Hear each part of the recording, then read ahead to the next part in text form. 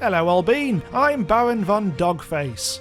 Yep, it's one of the greatest game character names in history.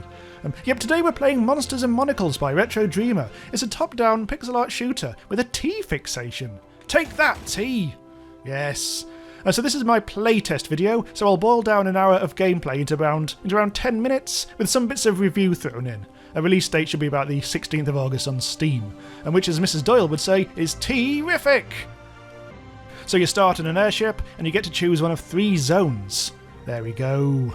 So I chose the tomb zone first. You can do the zones in any order, but they're not necessarily of equal difficulty. I found the tomb zone the best to start on. It's less maze-like and the baddies and boss seem more straightforward and less overwhelming. And when you only have this piddly little revolver, the other 2 zones can be a bit tough. Dicks. Right, so the mission here, randomly chosen for each level, vanquish 4 zombeasts. The green thing is a zombeast, so I've just got to take care of him, and all will be good. Oh! Get away from him. This revolver is terrible. There we go. Only 3 more to go. So this is 1 to 4 players, but don't assume it only really works in multiplayer. You can have up to 4 people, but the gameplay doesn't really suffer if there's only 1 of you. It can be tough. Oh, ow, ow, ow, ow, ow, ow, ow, dicks. But if you've played twin-stick shooters before, you might be surprised how far you can get on your first go. I said, dying. Right, come on, come on, come on, come on, come on. There you go. Oh, bloody hell. Okay, so I'll say it now, this game doesn't really have 2 original ideas to bang together, but it uses those ideas very well. It's fun, it's exciting, it's fast-paced, and there are a lot of bullets at times. So yeah, it's very Victorian, very steampunk, and very English. All very familiar stuff, but it doesn't get bogged down in it, which is nice. Found my first item from, I think it was a bit of furniture. Just get rid of that. Tree stump. Steam-powered scope. Range up, fire rate down. This is one of the items that you will lose upon death.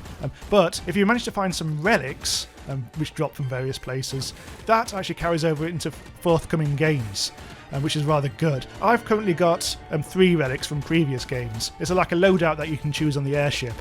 It's currently doing things like speeding me up and stuff like that. We'll get onto that later. Oh, there's a chest. Just chesty poos on the left there. Chests are reasonably rare. You'll get maybe like a couple per level, and they'll contain coins, power-ups. God, that's almost killed me. And possibly new weapons as well. Hopefully there'll be a weapon there. Burst rifle.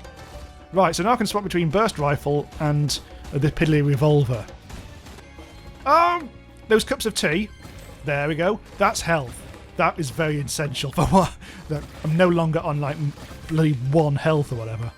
So that's altogether. I think I need a lot more than that. I also need to still vanquish 3. Oh, my gun's actually overheated. Okay, switch to that. The cooldown's quite fast on that burst rifle. You can see in the top left under the little pictures of the weapons. Also, your weapon that you're actually carrying graphically will turn red to indicate heating. One thing I haven't mentioned so far, because I only really use it against bosses, is your dash. You're invincible when you're dashing, but it does have a bit of a cooldown. You can only use it every few seconds. I've actually got a relic that speeds that process up though, so I can use it a bit more often. What's that? Armoured waistcoat. Defence up, speed down. So I will have slowed down a bit. There's also a new weapon. Oh, a spread shot. That's my weapon. That's the weapon I like. Also some tea. So I'm going to replace my pistol with the spread shot. I think this is a great upgrade because it's a good sort of like close quarters, blast everything type thing. Oh, hang on. No, get that. That's a really good weapon. Especially if you've got the... I've got a relic, my 3rd relic that I haven't mentioned yet. It actually works in collaboration with this exact weapon and it gives it burn damage, so it just adds more... Okay, let's get it out of the way. Oh, here we go. It adds more damage. So I'll be able to hopefully take this bugger out a lot better.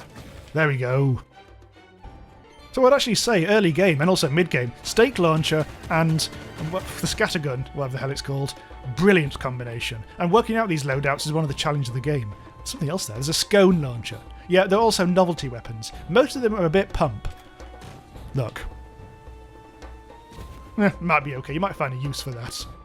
So each zone is nicely distinct, with a different feel to enemies in each one, and a very different kind of layout. This tomb zone is obviously open and all jagged. The mansion zone is more traditional rooms, kill you, and the London street zone is narrow, maze-like corridors connecting open spaces. There we go. Capital, proceed to the exit and make one's getaway. As you can see, there's a little symbol in the top right pointing out the way to go. And it really is just right there. Now there should be a shop.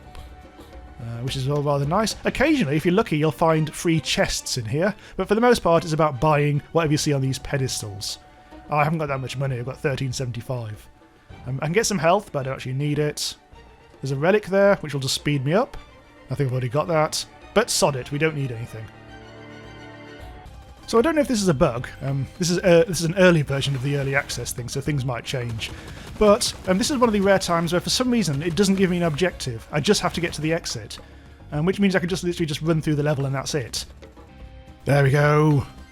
That actually took quite a while. Anyway, we're up against a boss now. This is the... Oh, fuck me, that almost got me. This, I think, is the most straightforward of all the bosses in the 3 zones. It's fairly obvious to get a feel for it. If you go around the back, you can't be hit at all, but you can't actually harm it, unless you've got a flamethrower, so that would be quite handy against it. It's got a vertical claw lob, but it's also got that sort of eye shooty type thing. That is a different attack. This is not quite so easy to, avoid these big nasty balls. But if you stay at a distance, that's fine. And as you can see, my stake does actually have the range. Nearly there, and we've done it! Yes! I hardly lost any health. Plenty of tea, and a tea gun as well. I'm not going to pick this up, well, I'm not going to use it, because look at this. It looks lovely, but it overheats quickly and isn't that powerful, so fuck it. So between zones, you're back on your airship. Now, let me just quickly show you the relic loadout bit. And those are the relics I've currently got equipped. Speed plus, improved dash recharge, and burn effect. You can spend the money that you've been collecting on some of this. How much have I actually got? I've got 1915. That's not enough to upgrade any existing ones. But I could switch them out for anything else that I've got. It's best to spend money sooner rather than later because you do lose all your cash if you die. So let's go on to the mansion. So I guess it's comparable with Enter the Gungeon, but only simply because that came out recently and it's in my mind at the moment. But that game feels like it's trying to follow more of a dungeon roguelike RPG trope type thing, and this one's more straightforward action. The baddies are now very different in this. Oh, I hate these ghosts so much. They're not too tough, but they vanish and reappear behind you like pricks.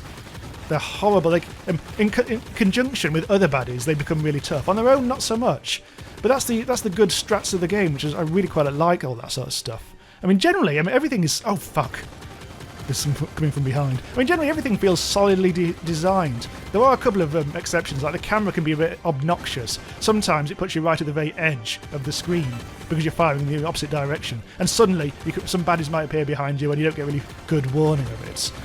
There are a couple of other things that you can get, if you get lots of baddies at once, like especially with the boss, you can get bounced around between the enemies and lose all your health immediately because of the lack of invincibility period.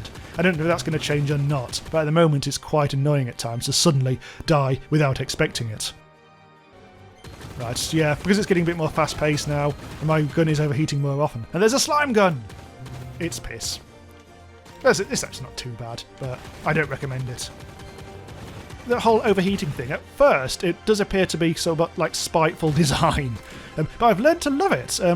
You soon figure it into your strategies, knowing when to swap your weapons, when not to shoot, and it offers risk-reward scenarios. Dare you have 2 powerful weapons that take ages to cool down and may leave you defenceless? I don't know. Do you? Actually, what it does do sometimes though is slow the game down a bit. That cools down quite quickly, but there are some weapons like the Gatling gun that takes ages, and you're just left standing around in rooms, empty rooms, just waiting for things to cool down. Probably less so in multiplayer where there's a bit more stuff going on, but in one player it is noticeable that you end up slowing things down somewhat. Also, I mean, the game does try, I suppose it's probably good design, but it does punish you for trying to charge through levels too quickly. Even though the levels are quite open, the flow of enemies is still designed in a more kind of arena-type way. So you'll keep coming across large pockets of enemies in one place, which will overwhelm you if you try and charge through. So another thing I should mention is, at the moment anyway, this is still early access, is you don't get a huge amount of feedback when you actually get hurt. Especially when you get hit by certain things like those purple web things, which for ages I thought didn't actually harm me at all, just slow me down. But if you get hit by them, it does actually hurt you. You just don't really notice it. Right, so here's an interesting variant. I've got to find the key gun, which will be just lying around. Kevin Keegan. Found it. The key gun's in that room, and the door's to the north. Now this does replace one of my existing weapons, so I'm going to have to come back and get that. Oh, fuck! The key gun's very powerful and cool, but as soon as you finish using it on the door, it disappears. Where's the door gone? That's right up there. There we go. Get rid of the door. And there we go. Before I leave, I must get my good weapon back. Phew. Right, Lord Scullington. This is a bit of a prick. Don't like this one. It's a bit of a bullet sponge, but the main problem is it does this. It sends out all these little skull heads. So a good sort of powerful sniper like this does actually help a lot, but also you should be able to switch to one of these sorts of guns as well. So this is what I mean by like having good strategic loadouts. This, I'm going to, yep, there we go, dash through. Also cups of tea to pick up. Rather useful. Dash, there we go. So I want to keep my dash in reserve for when I actually desperately need to use it. No, get off the edge of the screen. Oh, if you get stuck on the furniture at the bottom, you're doomed. I don't like that at all. I almost killed it. Oh, bloody hell, I've done it. I've got such a good loadout. Although, if that thing can just... Oh, lads. Fuck off! Ball! Oh, there we go. Nothing particularly exciting. Although the Ankh of Isis actually does revive me after death. That's giving me an extra life. I'm just going to quickly spend some money on upgrading a relic. I think I'm going to have permanent extra speed. So I'm going to spend 3 grand on that. Now I'm down to only 543 coins. Now we're going to see the final zone. The city zone. The London zone, as it's sometimes known. I mean, repetition does feature in this game, it has to be said. You meet all the enemies in each zone fairly quickly, and then they loop around, as I say, where you get the same enemies but harder. There's 3 zones. I believe the way it's working is that the other 3 zones have yet to be made because of the early access thing. I don't know if there's going to be any kind of like unlocking about the situation. Hopefully they'll all be open from the start, but I suspect there might be some kind of unlocking involved. So this is not a zone I'd recommend actually starting on when you've only got a piddly little weapon. Where's he gone? There he is! There's those cool little Tom Servo type things over there, which send out the horrible little beam. But they're fairly easy to dispatch, even in bulk. Anyway, yet again, I don't have an objective. I just need to get into that room where there's a chest and the exit. However, this is a lot more maze-like than the other... Oh, fuck it, where did he come from? This is a lot more maze-like, this particular zone. So this is one of those deals where early access, they're just going to add lots and lots of more content, I think. It's going to be in early access for about a year, by the sounds of it, possibly less.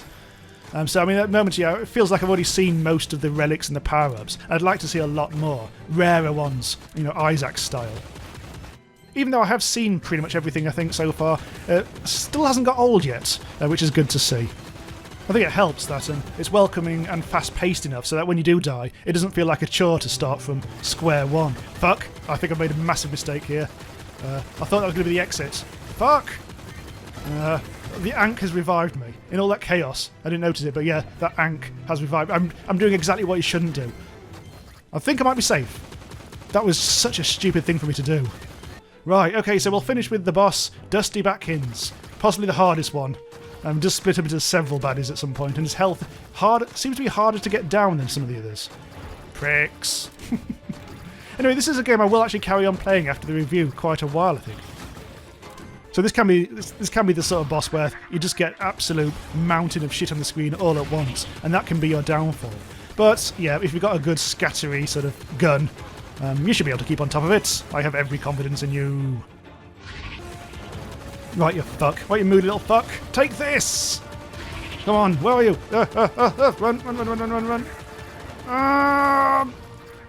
Run. Just get staked. There we go. Although, mate, you can piss off. There we go. Not really dropped much of any interest, just lots and lots of weapons. Cool. Okay, so let's go back to the airship. And so, yep, thanks for watching. This has been Jamie from randomizeuser.com, and I shall see you next time. Bye-bye.